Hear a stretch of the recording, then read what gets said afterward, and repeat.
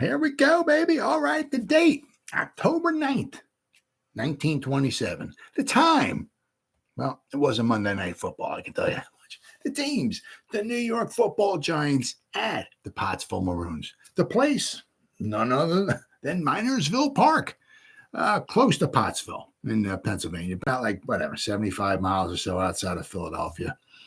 Now, this would be the first, quote unquote, whatever, official regular season meeting between the two teams. They would play each other twice this season. Obviously, this is the Giants 1927, the championship season. The first time, there was 3 other times since 1925 where they either played, didn't play, were supposed to play, did play, didn't count. So I'll go over that. 1925, the first year with the Giants, and 1925 with the Pottsville Maroons. I'm going to go over this with the Pottsville Maroons. I mean, the story of the Pottsville Maroons in 1925 is just stone cold crazy. There's people to this date in Pottsville that think the Pottsville Maroons are the champions of the 1925 season, and in one respect, they were. I know I think they got somewhere out there. I think they have a banner hanging out there that welcome to the out in Pottsville, right? Welcome to the 1925 home of the NFL 1925 champion Pottsville Maroons and all and everything. That year they were very good. They were without question. They were the best team in football. They started declining. And eventually, I'll go over their history here. Eventually, they wound up going to New England, to Boston, and that was another kiss of death there, going to Boston. That never lasted long. Don't know why. Interesting though. I mean, as fanatical as the New England population. I mean, maybe 100 years ago, I guess it wasn't quite that way.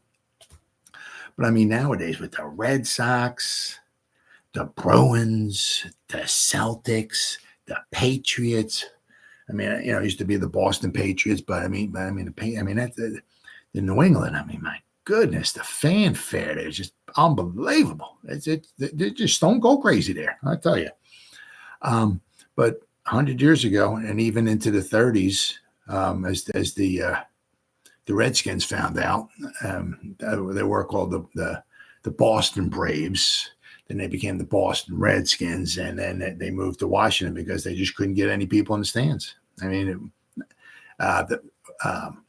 or they could get, but it wasn't enough to support an NFL team. And as I said, there's a little history there. A few of the teams that made their way to Boston that just did not survive there. But in 1925 with the Pottsville Maroons, they were a very, very good team. Let me pop this up here. All right, let me see now. Pottsville. I mean, in 1925, I mean, they let's see. They wound up. They had a record of 10-2. They averaged 22.5 points a game, which was 100 years ago was freaking phenomenal. 22.5 points a game back then, averaging would be close to, I'm just going to throw 35 or 40 points nowadays. I mean, then they only gave up 3.8 points per game back then. And in 1925, I'm going, all right. But the game that I'm going to be going over more specifically is the 1927 season. But the 1925, basically they gave up one game, they gave up 20 points to the Yellow Jackets. Other than that, in those 12 games, I mean, they gave up, they got scored on 4 different times, other than that one game to the Yellow Jackets. But I mean, listen to these scores. I mean, these scores were just phenomenal for 1925. They scored 28. They scored 28, 34, 20, 21, 14, 24, 31, 21, 49. I mean, they were really, really good. And I said they finished 10-2. They lost 2 games that season. They lost to the Providence Steamroller. and the Frankfurt Yellow Jackets. Other than that, they won all their 10 other games. They're just killing teams, straight up killing them. In 1927, they were not. Here we go. They finished 5-8. They finished actually 7-8 overall, but they played 2 exhibition games against teams that were not in the NFL. They beat the Shenandoah Red Jackets. Now, Red Jackets, that was an interesting name. There were quite a few teams back then called the Red Jackets, but they beat the Shenandoah Red Jackets, and they beat the Coaldale Big Green 58-0. Those were the 2 exhibition games in 1927 that they won. Other than that, they were basically 5-8. So you can see in 1925 they were 10-2, and they were just going downhill. And in 1927 here, they beat the Buffalo Bisons. They beat the Providence Steamroller. I mean, this is just off of Wikipedia. 1927 Pottsville Maroons season. They beat the Yellow Jackets. They beat the Duluth Eskimos, and they beat the Providence Steamroller once again. The 1927 Pottsville Maroons season was their 3rd in the league. The team failed to improve on their previous league output of 10-2-2, winning only 5 games. Let's see, they finished 8th in the league in the league standings. I mean, obviously, 1927, the Giants finished 11-1-1. All right, and yeah, the Pottsville Maroons. I mean, they only scored 80 points all season. I mean, it was just they were just going downhill. One of the things was, was kind of in a small way was Minersville Park, right, where they played. Minersville Park was an American Football League stadium. Once again, this is just straight off of Wikipedia. In Minersville, Pennsylvania, near Pottsville. This field was located where the current Kings Village Plaza is located on Route 901 in Minersville. It is most notable as the home field for the Pottsville Maroons football team from 1920 to 1928. But I mean, they had the home, that was their home field, but the Pottsville was only in the NFL from 1925 to I think 2028, and then they moved to Boston. But we'll go over. I got the Wikipedia history of them. Let's see. Oh, okay, here we go. Yeah. Most notable, they were home field for the Pottsville Maroons football team from 1920 to 28, including during their run in the National Football League from 1925 to 1928. So basically, they came into the NFL the same year the Giants did. The Giants that year were no slouches either. 1925, the Giants finished 8-4-0. Pottsville was certainly a better team now. Giants did not play the Pottsville Maroons that particular season. I'll go over that in a little bit. Which kind of rubbed the two teams a little bit the wrong way here. A couple of the games that got played or didn't get played started rubbing these teams the wrong way. When the Maroons moved to Boston as the 1929 Bulldogs, they became the Boston Bulldogs. They played 2 games that particular season. They moved to Boston in 1929. They were done being Pottsville. 1929, they played, but 2 of their games they played in the greater Pottsville area. On October 27th, they played at Minersville Park against the Buffalo Bisons. This is in 1929. And then on October 29th at Mitchell Field versus the Newark Tornadoes, who one year it was the Newark Tornadoes and another year was the Orange Tornadoes. And then they were out of football. But the thing was, it was served as a high school stadium. It also served as a high school stadium. It had a capacity of only 5,000 fans, which was relatively low for an NFL stadiums at the time. Now, that was the one problem for them because basically it's out like in the, I don't want to say the absolute middle of nowhere, but if you go back 100 years ago, there was not much going on back then. I mean, there might have been high school stadiums, but there wasn't like high school stadiums back. I might have had some grandstands or something, might have held maybe 1,000 people or whatever. So it wasn't like the Frankfurt Yellow Jackets, Frankfurt, in Philadelphia, the New York Giants in New York, right, City, Chicago, some places where there were bigger stadiums. Out in Pottsville, it was like nothing. So I actually had a stadium that actually held 5,000 people back then, 100 years ago, out in like Minersville, Pennsylvania. I mean, actually, that was rather impressive. The problem is that to sustain a football team, a winning football team, where you can, because back then you had to get people, you had to get paying people into the game to make the money. And basically what it was, basically it was like almost like a year by year thing. After the season was over with, if you wanted to make your team better, meaning go out and get better ball players, you had to pay for it. And if you can only bring in 5,000 fans at a time, I mean, when you had a home game back then, the other team was guaranteed so much money to show up. And so a lot of times, if out of those 5,000, I don't know what the ticket prices were, but I mean, out of the 5,000, I mean, you figure maybe half of that or so had to go to the visiting team just to show up, right, and play, but you only basically had so much money to spend for your team. And when maybe the next year came around, they just still had the same amount of money. And if you wanted to go out and get big time players, you got to pay. I mean, I'm not saying you got to come up with $1 million or nothing like that, but you got to start forking up some nice size salaries, for back then. Some guys got maybe a couple $1,000s a year, which was a lot. But I mean, if you got, actually back in 1925, they had a 16 players on a team, 16. Now there's 53. Well, there's 16. Was 16 starting in 1925. But the problem was that there was no ability for basically expansion. Right? It had the still same small stadium, bringing in the same small crowd, bringing in the same small amount of money, and they could never really make themselves any better than they were in 1925. 1925 was at the height, and they just started going downhill. If they were like an independent team playing, against teams that had smaller stadiums who couldn't afford to pay big time stars, they were a good team. But when they started playing with the big boys, right? You needed money. Mr. Mara had money. He could afford, because he was a bookie, he could afford to take money from his bookkeeping business and go out and try to bring in other players.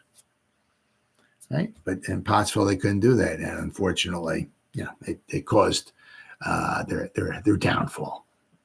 All right, so let's see the Pottsville Maroons. Once again, this is just straight out of Wikipedia. Okay, but they got a little bit of interesting history here. Pottsville Maroons were an American football team based in Pottsville, Pennsylvania, in the northeastern part of the state. Founded in 1920, they played in the National Football League from 1925 to 28. In 1929, they relocated to Boston, where they played one season as the Boston Bulldogs.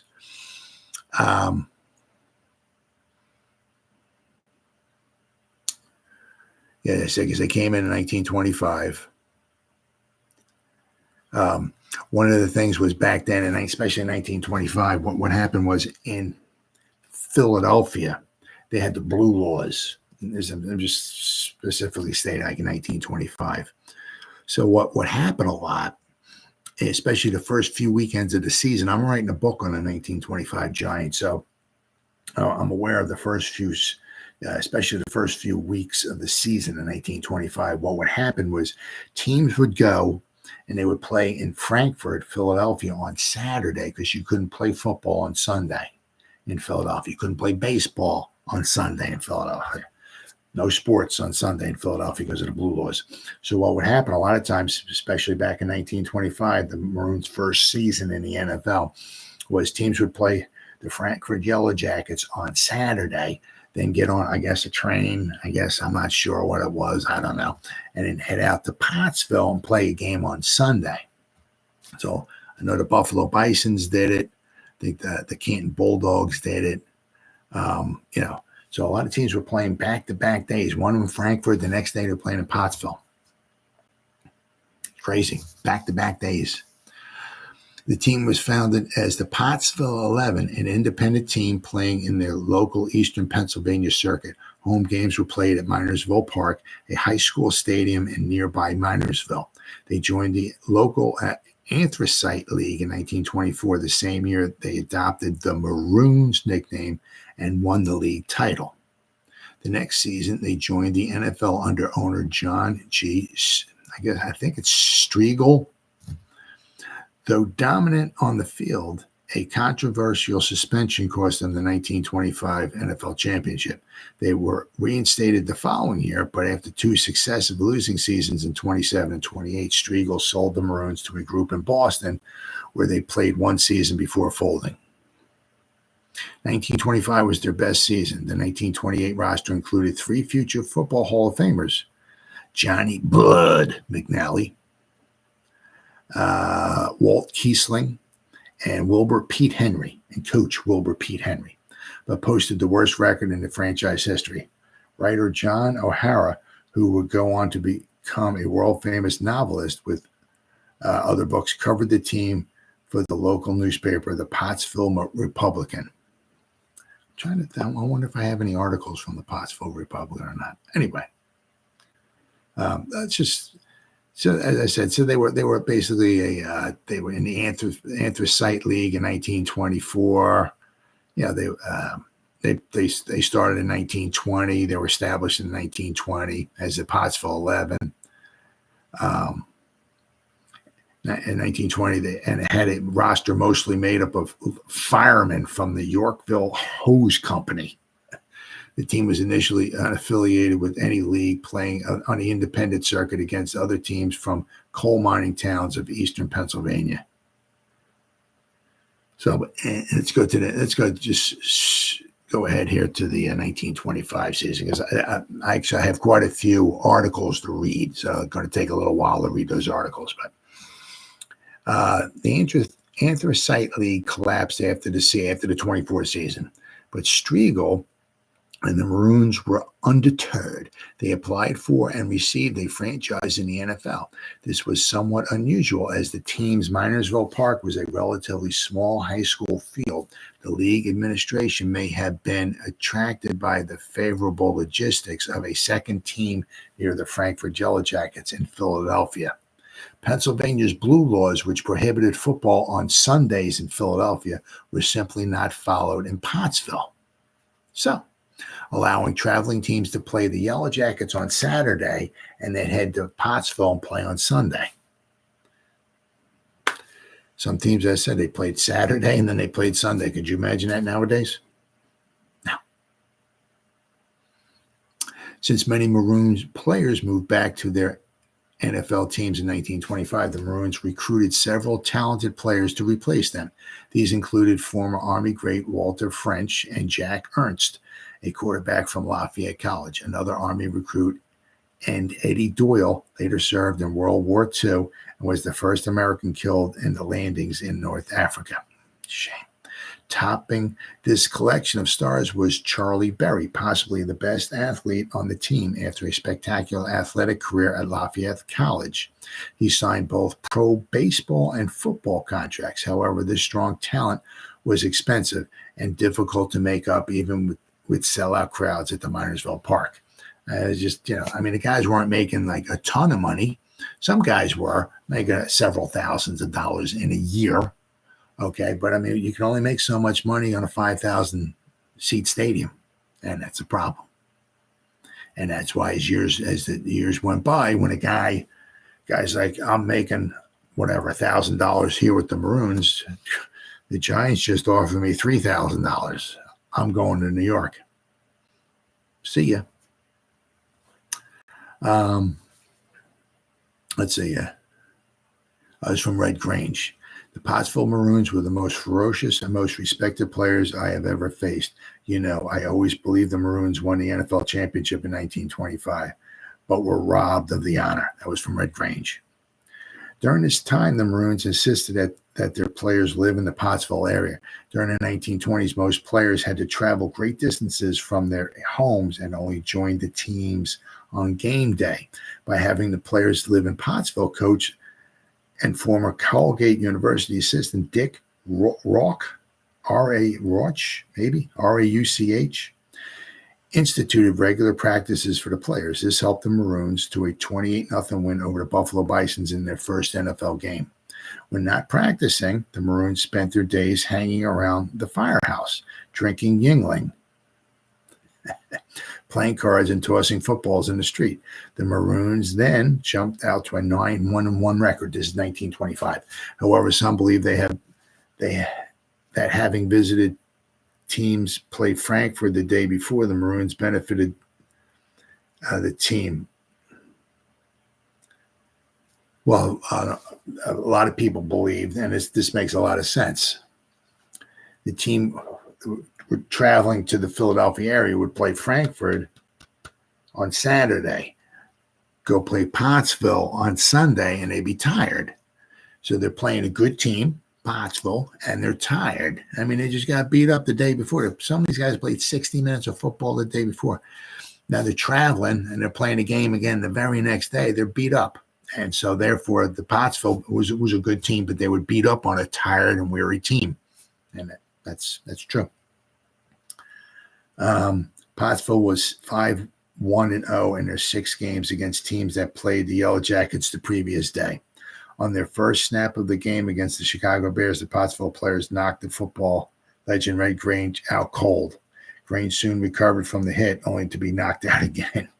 Immediately, Grange said, "The hell with the $500 owed to him for the one game. It ain't worth it." He then proceeded to walk off the field. The team's only loss in 1825 came from a 20-0 upset from the Yellow Jackets. However, in the second meeting of the two teams, the Maroons beat Frankfurt 49-0. By this point in the season, Pottsville and the Chicago Cardinals, now the Arizona Cardinals, were the top 2 teams in the league. I'm talking about 1925 here, having comparable records. At the time, the NFL championship went to the team with the best overall winning percentage. Okay. As such, the matchup between the two was of great importance. The Maroons met the Cardinals in late November near the end of the season for a game at Chicago's Comiskey Park. So Pottsville went on the road and played the Cardinals in Chicago. Under snowy conditions, the Maroons won the game 21-7, thereby putting them ahead of the Cardinals in the championship race. Now, here's the controversy. All right, this is kind of crazy. With the 1925 season near its end, the Maroons had the best record and had defeated the rival Cardinals, essentially ensuring the NFL championship.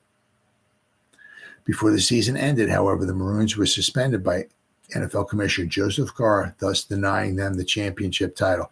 This has been the subject of controversy ever since. Earlier in the year, the Frankfurt Yellow Jackets had scheduled an exhibition game between a team of former University of Notre Dame stars and the best NFL team in the East. As the NFL's dominant Eastern team at the time, they believed that themselves would get to play the potentially lucrative match against the Notre Dame All-Stars. However, when Pottsville later pulled ahead in the standings, they won the right to play the All-Stars. As the Pottsville Minersville Park was a high school stadium with a capacity of around, well, here it says around 6,000 people, but team owner John Striegel booked a much larger Shibe Park in Philadelphia for the big game. In Philadelphia, though, was within the Yellow Jackets' designated territory, and Frankfurt complained to the league commissioner Carr, warned Striegel several times that Pottsville franchise would be suspended if they played in Philadelphia. Shouldn't have played in Philadelphia, right? Not wanting to give up a potential financial windfall for his team, Striegel went ahead with the game. So, because he wanted to make some money, they lost the title. He would later claim that he had received verbal permission from the NFL by telephone, though he gave inconsistent responses as to which official he had spoken to. The Maroons won the game 9-7, which was considered a major win for the professional football, but the match only attracted about 8,000 fans, a major financial disappointment. As threatened, Carr suspended Pottsville and removed them from the NFL, preventing them from finishing their schedule. So because the they wanted to play this game against the Notre Dame All-Stars. They got a big stadium, but it was within the Frankfurt Yellow Jackets territorial rights. Carr apparently told them several times, don't play the game. If you play the game, you're going to get suspended. They went ahead and played the game. He suspended them. They had the best record. They would have won the championship. They would have been the official champions, but because the owner wanted to make some money, right? Instead of having it at Minersville Park and basically not really making much of anything, they had it in Shibe Park in Philadelphia on a Saturday within Frankfurt, their territorial rights, and they got suspended. So they lost the chance to be a champion because just to make some money. So apparently, I mean, a lot of the stuff you're never going to know for sure because there's nobody alive from back then. You know what I mean? There's no phone calls. There's no letters or nothing like that. Joe Carr said that he threatened him, said, you go ahead with it, I'm suspending you. Right? And, I'm going to kick you out of the league. But apparently the owner said that, no, I got verbal permission. Somebody apparently, according to the owner of the Maroons, he's like, oh no, they said I could play it. So they got kicked out of the league, and once again, unfortunately for them, they lost the chance to be champions in 1925. That's 1925. That's over and done. The thing is here that there was some little friction here going on with Pottsville and the Giants, and that started in 1925. All right, let me see. Let me pull this up here.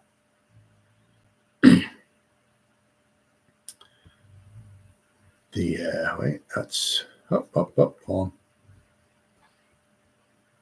Here we go. Now, 1925. The Giants were supposed to play the Pottsville Maroons. It was October 29th. Initially, it was on the initial schedule, the original schedule. The Giants were supposed to play the Pottsville Maroons on October 29th, 1925. The Giants wind up canceling it. I believe that they're the ones who postponed the game. I think that canceled the game. Didn't postpone it for another time or whatever. They wound up playing. They continued playing their regular schedule, but they canceled that game. Now that was at Pottsville, and that kind of rubbed the Pottsville players a little wrong. But the thing was that game was that would have been. That would have been a Thursday game, and the Giants canceled it. So that was in 1925. The Pottsville players wanted to play the game. The Giants canceled the game. It was supposed to be on a Thursday. It wasn't Thanksgiving or nothing like that, but it was supposed to be October 29th, 1925. And so that rubbed some of the Pottsville players a little the wrong way. But later on, actually, after that season was over with, to one extent, the Giants, after the season was over, after the 25 season was over, they went on like a little barnstorming tour. They went down south and they played 3 games in Florida. Okay.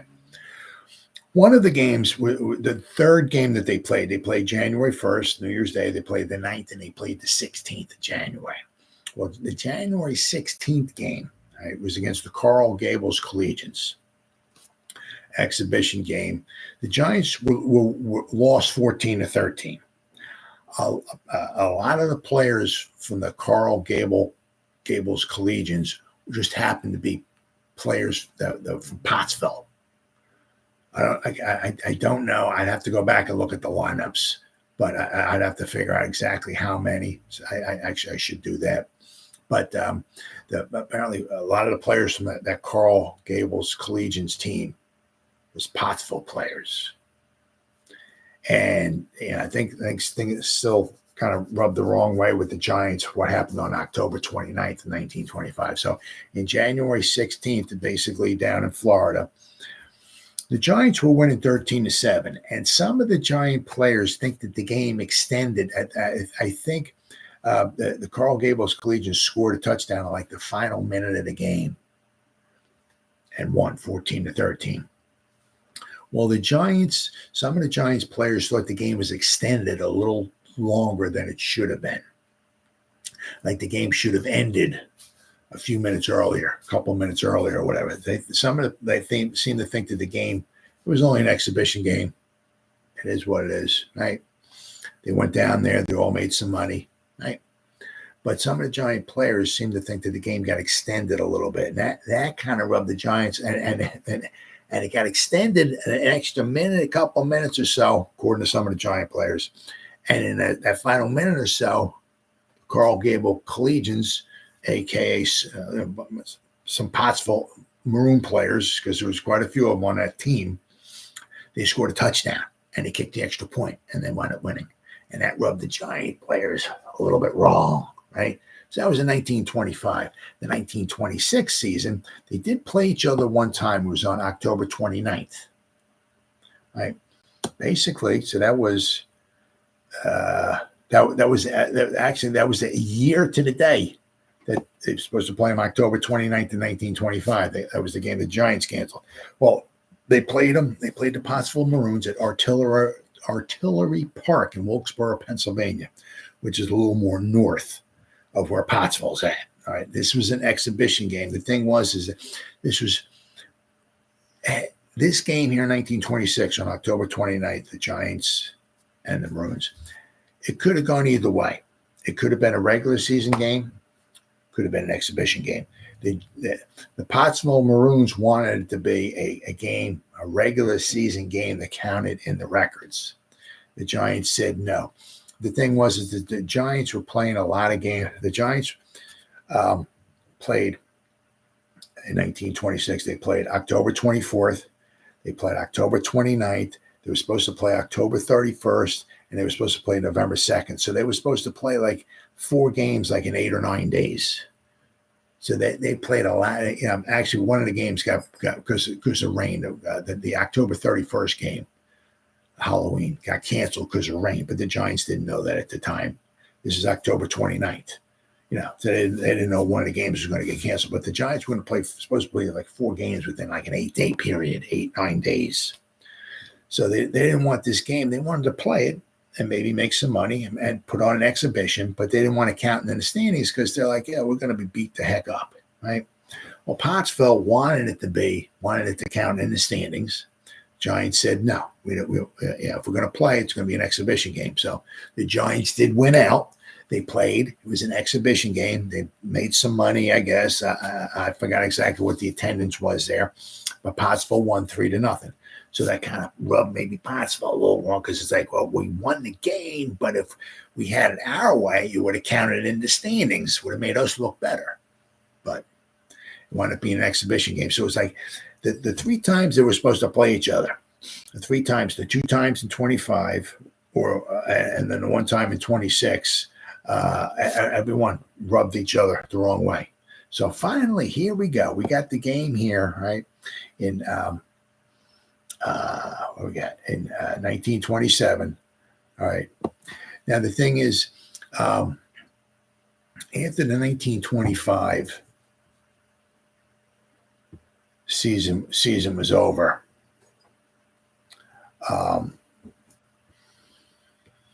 and the Pottsville Maroons got suspended from the league, right, for playing that game. They got suspended.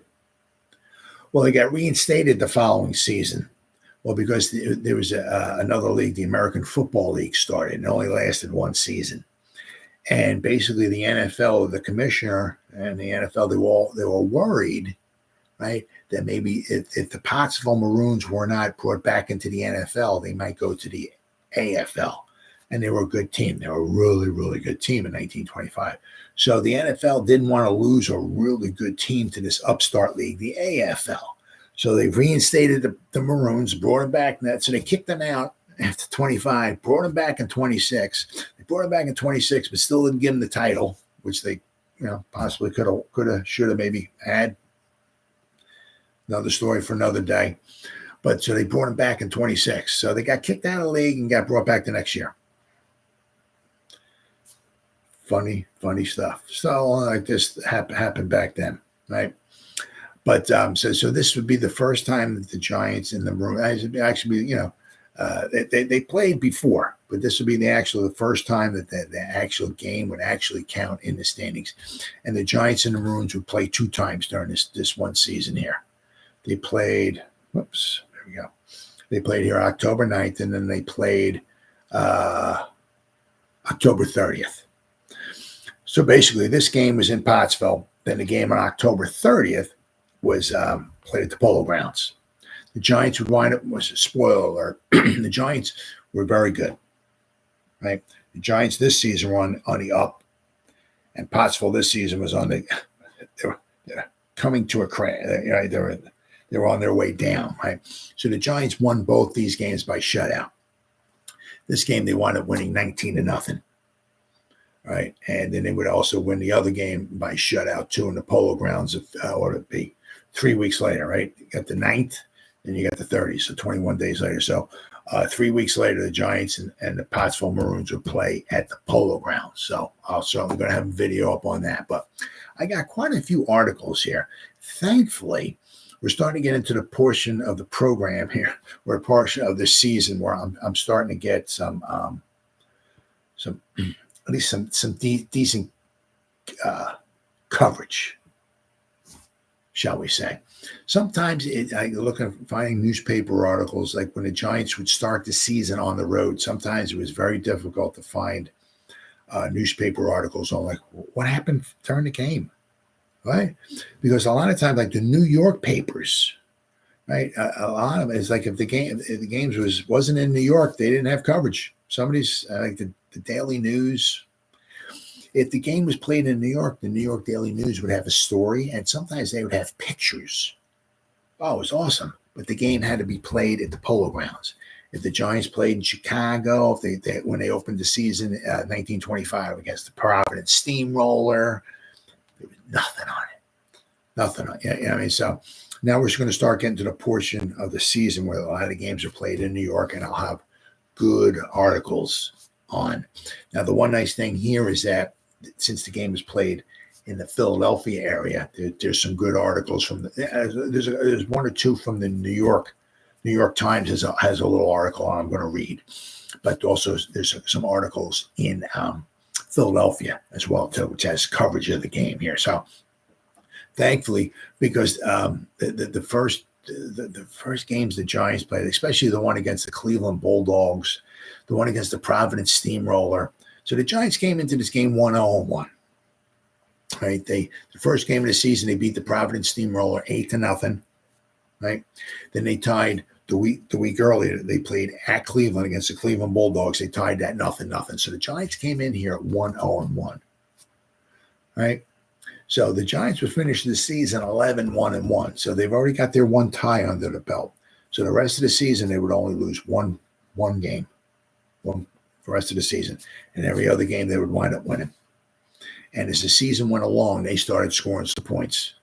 And they were putting up nothing but shutouts. The Giants only gave up 20 points all season long. They gave up 3 touchdowns. They didn't give up. They only gave up 2 extra points. They didn't give up a successful field goal try all year long. Think about that. They played 13 games. They didn't give up 1 successful field goal try all season long. And they only gave up 3 touchdowns. They gave up 20 points. They gave up 1.5 points per game on defense. Whew. What a good season they had.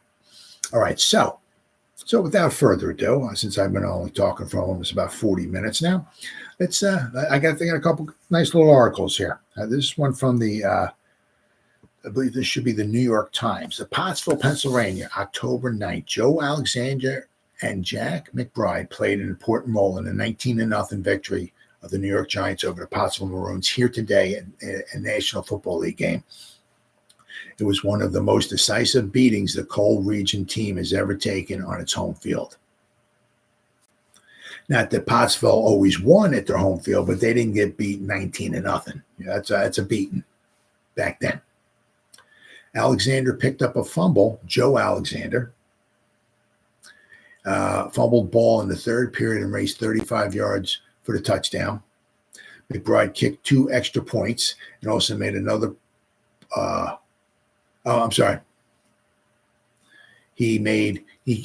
McBride kicked 2 placement goals, 2 field goals. Right. He also added another point with a placement after the touchdown. Pottsville held the Mara men. It was only 3-0 at halftime. And Pottsville almost outplayed the Giants. Pottsville held the Mara men to a 3-0 score until the second half. So the Giants were winning 3-0 at halftime. Then the Giants broke loose like a cyclone and scattered the Maroons. The Giants were outgained in first downs, 15-7, but they had the punch. But I'll tell you what, back then, 100 years ago, you get 15 first downs in a game. That's a lot of first downs. So Pottsville was able to move the ball. They just couldn't score any points. In the first period, Barney Wentz, former Penn State star, failed on a placement try from the 17-yard line. So in the first period, Pottsville tried a field goal, a 17-yard field goal, and they missed. Okay. McBride made his first placement goal from the 27-yard line in the second period. Following Alexander's touchdown in the third period, McBride kicked his second field goal, this time from the 18-yard line. But after Alexander's touchdown, after he scooped up the fumble and ran it back for a touchdown, McBride missed the extra point. But he made a field goal. So the Giants scored 9 points in the third period, 3 points in the second, 9 in the third period. The Giants went on a rampage in the last period, and with Haggerty, Tut Inlay, and Mule Wilson carrying the ball, ground out another touchdown. Wilson carried the ball over, and again, McBride booted the extra point. So the Giants wound up winning 19-0. They scored 7 points in the final period. We got the starting lineups here. I'll just read these off real fast because I got some other articles I want to read here. Corrigan was the starting left end for the Giants. Stallman was the left tackle. Nesser was the left guard. Biggs was the center. Steve Owen, the future New York Giants football coach from 1931 to 1953. He was the starting right guard. Henry was the right tackle. Cal Hubbard was the right end. So you got 3 guys in a row, all Hall of Famers: Owen, Henry, and Hubbard. Hinkie Haynes was the quarterback. Phil White was the left halfback. Joe Guyon was he was a future Hall of Famer as well too. Was the running back, and McBride was the fullback. Holtman was the left end. This is the starting lineup for Pottsville. Erickson was the left tackle. Racis, R-A-C-I-S, was the left guard. Young Fleisch was the starting center. Bud was the right guard. Gene was the right tackle. Keneally was the right end. Moore was the quarterback. Ernest was the starting left halfback. Kirk Lesky was the starting right halfback, and Wentz was the starting fullback. Now, substitutes. Wyckoff went in for Guyon. These are the substitutes for the Giants. Haggerty went in for White. Alexander went in for Hubbard. Tut Imlay went in for Haynes. Jappy went in for Corrigan. Marker went in for Alexander. Murtaugh went in for Biggs. Hubbard went in for Marker. McBride went in for Wyckoff. And Alexander went in for Nesser. And what we got here? Guyon went in for Stallman. Mule Wilson went in for Phil White. So the Giants had a lot of subs. Pottsville only had a few. Roberts went in for Ernest. Kaywood went in for Gene. Osborne for Young Fleisch. Millman went in for Kirklesky. Let's see. Ford went in for Holtman, and Sharer went in for Moore. Hewitt was the umpire. Miller was the linesman. Referee was Hewitt. The umpire was Miller, and the linesman was Saul. So that's from the New York Times. All right, now I got quite a few of them here. Let's see, read this one here. I got a couple long ones here, so it's going to take a little while to read a couple of these here, but this one here is Pottsville Maroons badly beaten by New York Giants. Hundreds of local followers journeyed to Pottsville yesterday afternoon to witness the New York Giants take the measure of the Pottsville Maroons by the score of 19-0. The local enthusiasts were all taken up by Hinky Haynes, the most popular athlete who ever drew on a cleated shoe in the coal region, and at one time coach and captain of the local Yellow Jackets. The Giants marched on the field shortly after the Maroons and received a big reception from the fans, as they had the best-looking grid squad that ever put their feet on the soil of Minersville Ballpark.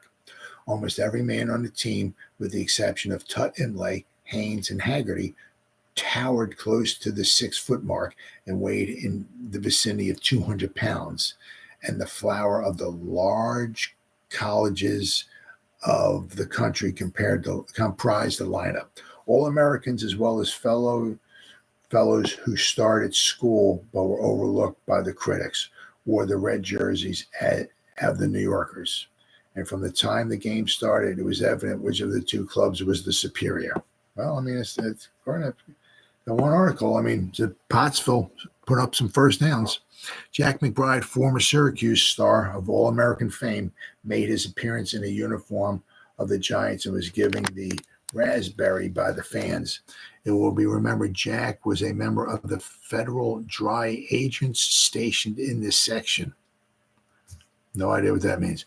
But regardless of what they said of him, he played a great game of football, booting a pair of field goals from placement and knifed his way off tackle for gain after gain. He also backed up the line in a fine style. The trouble with the Maroon team seems to be in the coach, who allows his men in the game too long, although he claims he has no material. As well, like the Giants made a lot of substitutes. Well, the Maroons didn't quite make as many. Some of the people seem to think he leaves the guys in the game too long, and they just get tired out, which is true. Let's see here. The backfield, which started the game, played to within a few minutes of play and looked exhausted. Barney Wentz, captain of the Maroons, was used as the battering ram and was always good for a few yards. At one time, he carried the ball on successive down to the 8-yard line, and here the Maroons tried for a placement, but kicking wide. They kicked wide. I guess that was the 17-yard field goal they tried, and he missed. Earlier in the game, the Pottsville team tried a placement with Barney doing the kicking, and his kick went wide at the posts. Two other occasions found the Pottsville team threatening the New York goal line, but their efforts to push over a 6-pointer were futile. The New York squad held them on the 4-yard marker with the goal to go and a first down. Wow. So they got down to the 4 and goal to go at the 4, and they couldn't score. Giants took advantage of all breaks, and every time a break occurred, it means a score for the New Yorkers. Dinty Moore was playing safety back when New York got off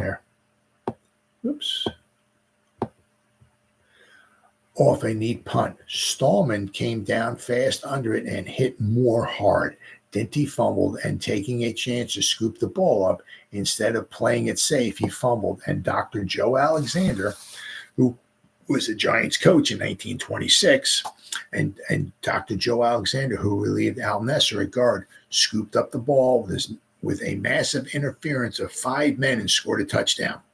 The first goal made by McBride went over from the 27-yard marker. So he kicked a 27-yard field goal, right, in the first quarter. His second was booted from the Pottsville 18-yard marker.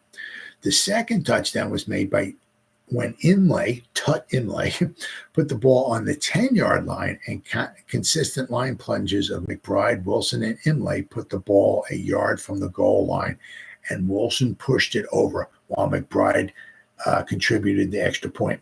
Now, Jack McBride was known in college to be an outstanding kicker. He was from Syracuse.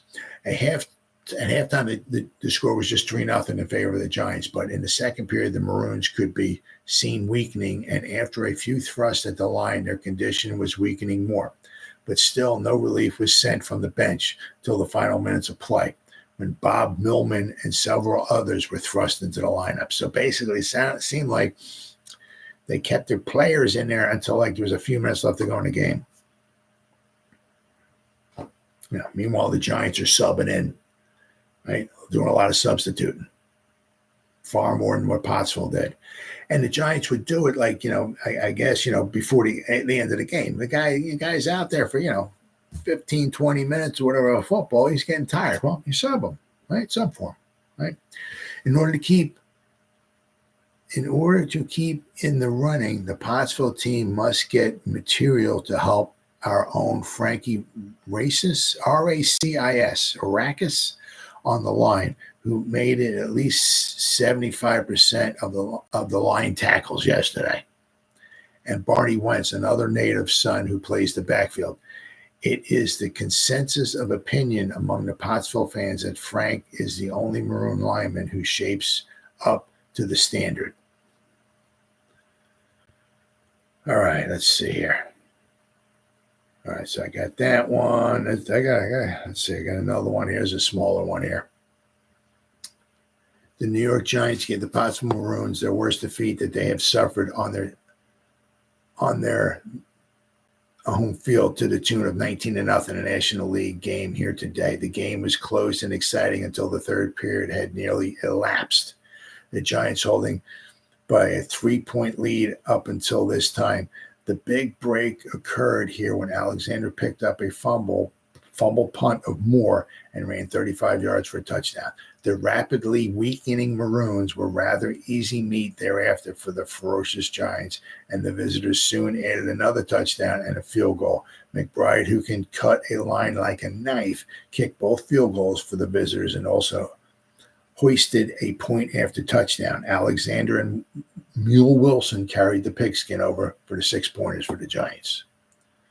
All right, so that's that one. Next, let's see here.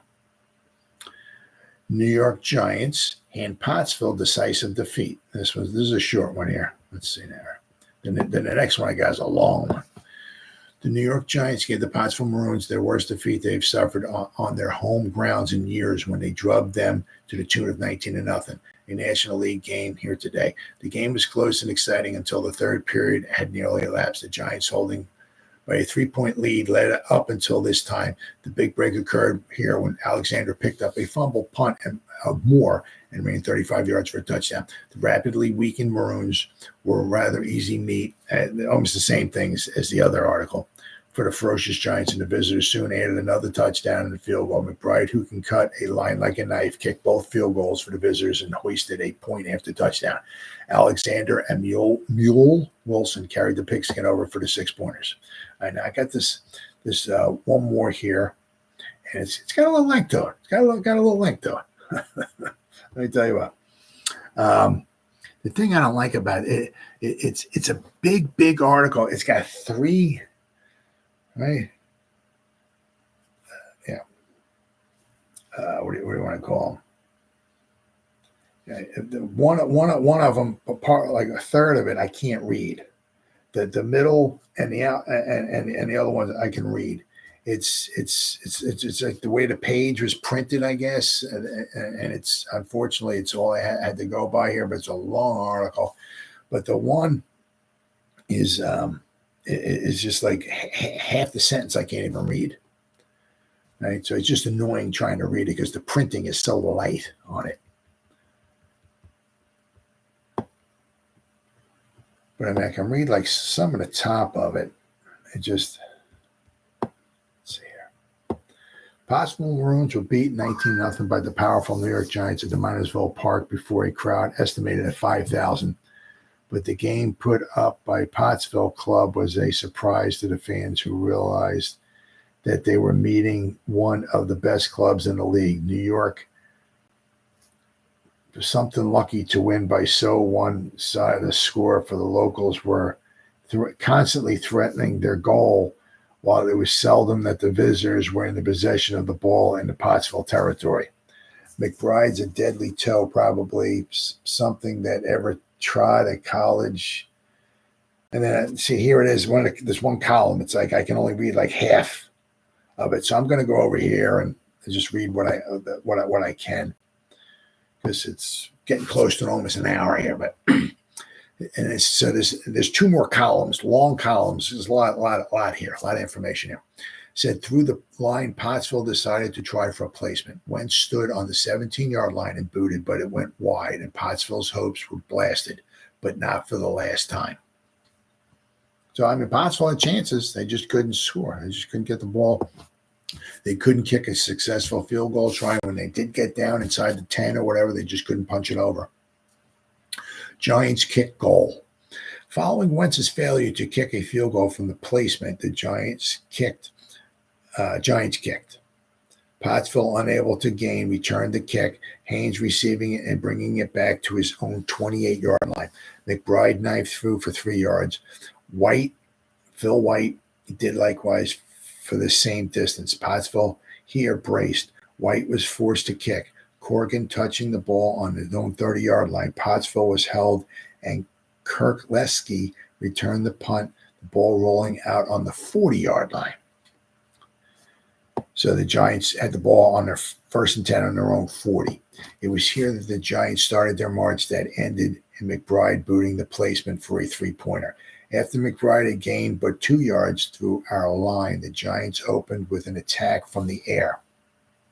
Corrigan Kwity passed on his own 49-yard line for a first down. Another pass from McBride to Haynes put the ball on the Maroon 40-yard line. McBride followed by plunging through for 4 yards. He again thrust through to the 26-yard line and made it a first down. Another pass was tried, but it was grounded. Haynes sneaked through off tackle for 5 yards. He penetrated the left side of our line. McBride smashed through again, and this time he got it up to the 20-yard line, and a cross buck failed as the period ended. It was not long after this that the first score came. So that this is in the first quarter. Now, I guess changed ends. Now we're in the second quarter now. It was fourth down, 2 to go with the ball on the Maroon 20-yard line as the second period opened. McBride stood on his 27-yard line, and with Hickey Haynes holding the ball, he booted a field goal. The ball sailed beautifully over the center of the uprights. Giants are winning 3-0. Then it says, again, the Maroons failed. Following McBride's 3-pointer, Wentz kicked, but the Giants could not gain and kicked. Pottsville started another march that had the earmarks of scoring, but resulted in naught. Pottsville got possession of the ball when Ernst recovered McBride's fumble on the 23-yard line. Kirk Lesky was tossed for a 2-yard loss, but Wentz made it up by smashing through to the 31-yard line. Pottsville got a break when Phil White interfered with Moore as he attempted to catch a pass on the Giants' 20-yard line. The pass was allowed. This gave the Maroons a first down with 20 yards between them and a touchdown, but it was 9 yards too many. Kirk Lesky knifed through for 5 yards. Wentz pushed it up to the 11 after a cross bucket failed, and it was fourth down with but a single yard to go when Pottsville elected to try for a placement. Bud tried his luck this time, but it went wide. This marked the second unsuccessful attempt to score. The third failure. It was not long until Pottsville was again within striking distance of the goal line. Following Pottsville's second unsuccessful attempt at a placement kick, White punted out on the Maroon 40-yard line. Pottsville opened up with an air attack, and Kirk Lesky heaved a long toss to Gus Keneally, who got as far as the Giants' 20-yard line, where Hickey Haynes nailed him. Moore and Kirk Lesky went to the Giants' 7-yard line, making a first down by inches. With but 7 yards to go and 4 downs to do it, in the hopes of the fans, though twice blasted, arose again. Moore had just made it 1 yard less when Pottsville was detected for holding, and a 15-yard penalty was inflicted. When 2 Pottsville passes failed, the ball was 5 yards further away, and then to make things worse, in such could be possible, Wyckoff crept through and intercepted a Maroon pass. Giants kicked and Pottsville returned the punt. The Giants were penetrating our line at this point, and Wyckoff, White, and McBride advanced the ball to the Pottsville 45-yard line for a first down as the half ended. In the second half, with only a 3-point lead, the Maroons faced no particular large amount of opposition, and in the early stages of the second half, the Maroons were for the third time within striking distance, only to be hurled back, held for downs, and lost the ball in the very shadow of the goalpost. I mean, they had chances. They were moving the ball. They just couldn't punch it in. Pottsville gained possession on the ball when they held the Giants, forcing White to kick, and Dinty Moore brought it back to the 30-yard line. A pass from Ernst to Kirkleski got the ball to the 40-yard marker. Wentz got a first down at midfield after Kirkleski had gained 3 yards on an off-tackle thrust. The Maroons could not stand the pace. They were tired and were slowing up. Their efforts became feeble, and the Giants stopped their progress. Kirkleski punted, and Wyckoff returned the kick to the tiring Maroons. Moore was forced out on the 32-yard line. Let's see. The Maroons tire. As the Maroons started their pathetic march up the field, it was noticeably they had tired. The severe drumming that they had taken from the Giants' freshmen being rushed against them. Kirkleski failed to gain at the line, and then the air was resorted to. In netted good results when Keneally got a pass on the Giants' 27-yard line and gained 3 more before thrown. 3 more were before thrown. Wentz used his last bit of strength to push it up to the 23-yard line. Again, Wentz tried. Imlay came from behind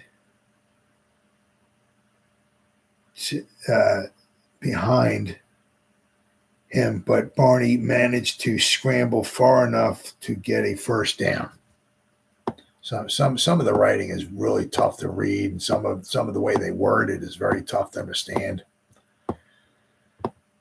What we got here? The tiring backfield and badly used up line were staged about as game a battle as ever seen. Moore fumbled, but Bud got it, and then a 5-yard penalty upon the Giants helped.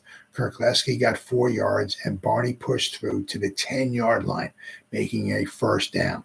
Again, Wentz went through, but he was so tired that he could barely get up. And the guy can't even get up, and you don't substitute for him.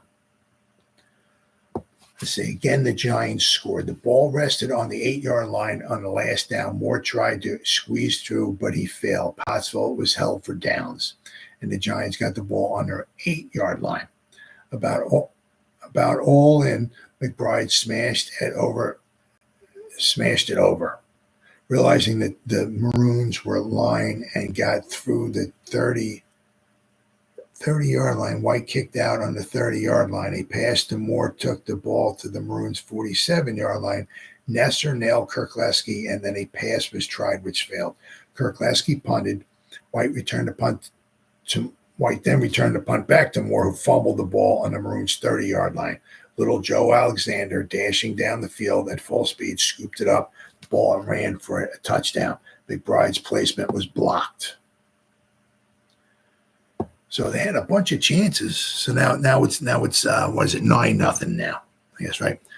Then the Giants scored another their second 3-pointer for the Giants game near the end of the third period, when after Pottsville had completed 2 forwards and were marching up the field as well, White slipped between one and scooped up a pass at midfield. He made a pretty one-handed catch and scampered back to the Maroon 30. Is that 30? 36-yard line. Imlay circled our right end for 6 yards. Then the Giants went to the air after White had gone through the line for 5 more yards. and Joe and Guyon took a pass as far as the Maroons' 11-yard line. McBride was stopped at the line, and the Giants drew a 5-yard penalty for delaying the game. Tut Imlay got the oval up to the Maroon 10-yard line by sneaking around our left end, and McBride stood on the 18-yard line and kicked a placement with Tut Imlay holding. So in the last quarter, Pottsville received the ball for the first time in the kickoff, which marked the opening of the final chapter. 2 line thrusts and 2 passes, one to Roberts and another to Keneally, got the ball as far as midfield.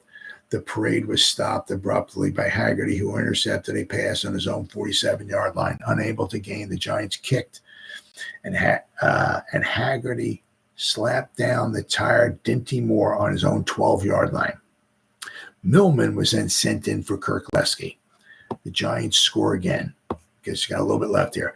After Millman had been smeared for a 7-yard loss, the Maroons punted, and Tut Imlay brought the ball back to the Maroons' 30-yard line. It was a poor kick. A pass to Guyon. So he got the ball up to the 15-yard line and made a first down. From here, it was easy. McBride knifed his way through for 3 yards, but Imlay went around our left end and was forced out on the 4-yard line.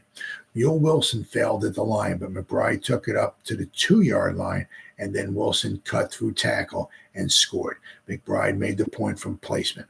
There was nothing to it after this. The crowd went home after the Giants scored, and Pottsville got off 2 forwards, one to Millman and another to Roberts, which had the ball about at midfield when the final whistle blew. So, I mean, this was just sometimes that happens. I mean, the one team, moves the ball up and down the field. They just can't, short field goals. The Giants made the field goals. They didn't, right?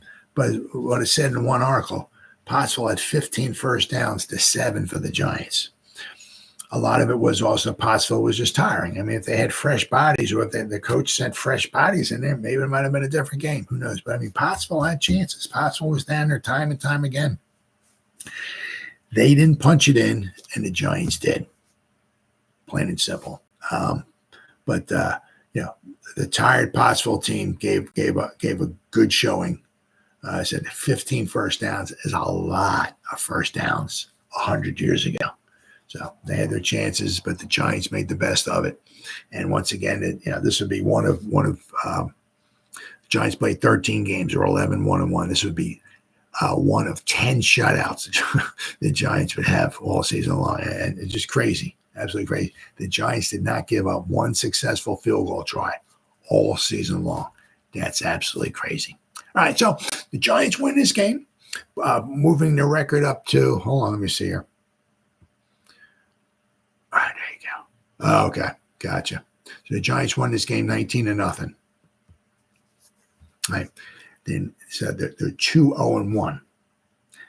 The next game the Giants would play would be home against the Cleveland Bulldogs, and the Giants would face, and they would get their only loss of the season.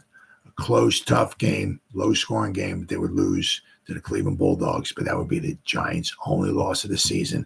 And then the final 9 games of the season, the New York Giants would win in convincing fashion.